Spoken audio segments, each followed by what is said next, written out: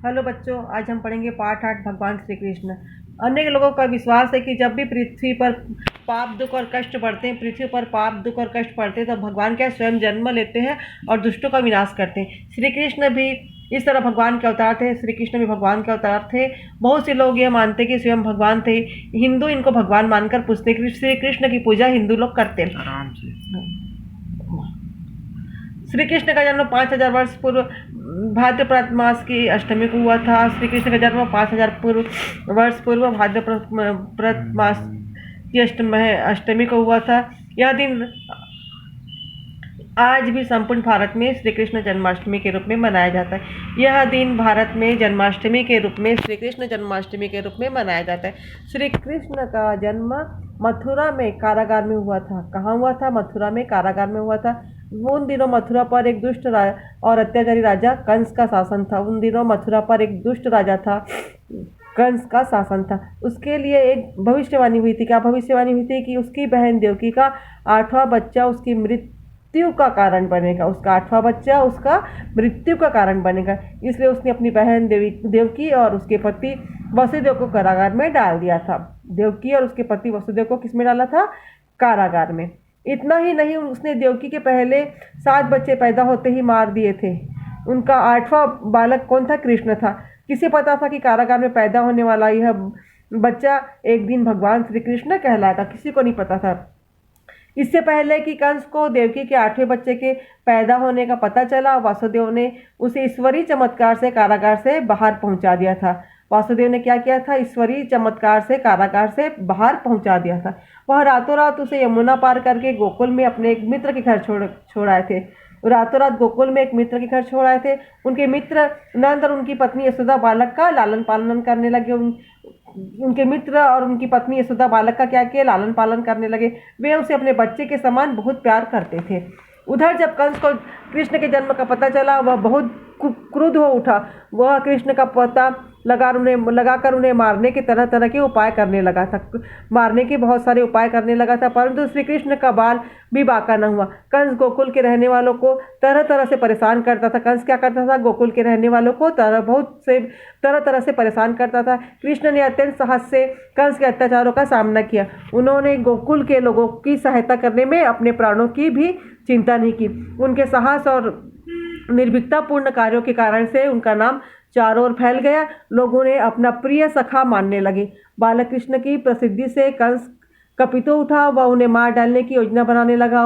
उसने मार डालने के लिए उद्देश्य से अपने राज दरबार में आमंत्रित किया। कृष्ण अपने भाई बलराम और कुछ साथियों के साथ कंस की राजसभा में गए।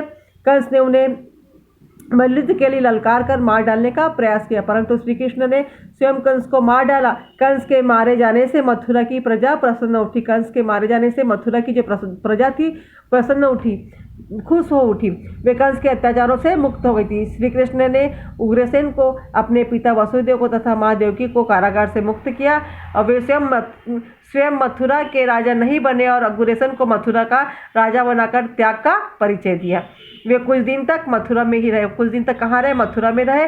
अपने लोगों की सहायता करते रहे। उनके साहस, बुद्धिमानी और दयालुता ने उन्हें सबका पूज्य बना दिया।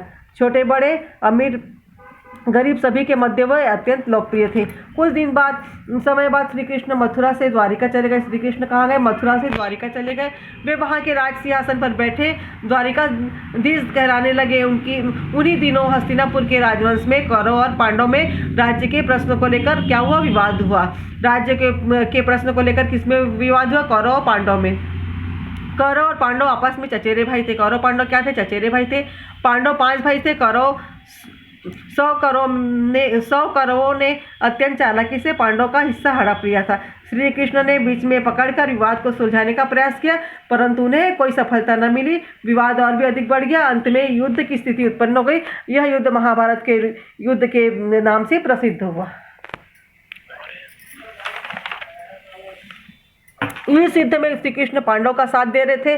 श्री कृष्ण किसका साथ दे रहे थे? पांडव का साथ दे रहे थे, क्योंकि वे पीड़ित थे। उनके साथ अन्याय हुआ था। जब महाभारत का युद्ध आरंभ होने वाला था तो 5 पांडव में से एक भाई अर्जुन ने देखा कि युद्ध के मैदान में दोनों ओर उसके मित्र वो उसके सगे संबंधी खड़े हैं। उसने युद्ध के भयंकर परिणाम की कल्पना की और उसको रोकने पर विचार करने लगा। उसने युद्ध करने से इनकार कर दिया।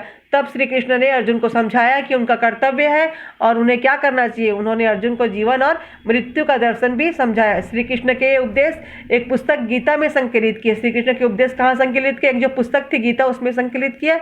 यह हिंदू की एक पवित्र पुस्तक है। श्री कृष्ण के उपदेश का अर्जुन पर अच्छा प्रभाव पड़ा।